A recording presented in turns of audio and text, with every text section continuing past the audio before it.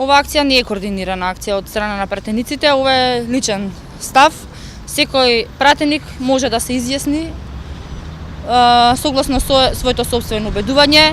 Јас како дипломиран правник, како она што ми го налага професијата, нема да дозволам кршење на уставот и на законите во Република Македонија, бидејќи со изминативе многу чекори што се направија, само се докажа дека немаме верба во институциите, односно јас немам верба во институциите и дека исто така ќе потенцирам дека после одлуката на Уставниот суд сосема е јасно дека во државата владее тотален хаос. Нели е тоа спротивно на ставот на лидерот Мицкоски кој рече дека партијата ќе го почитува одлуката на граѓаните ако помине референдум?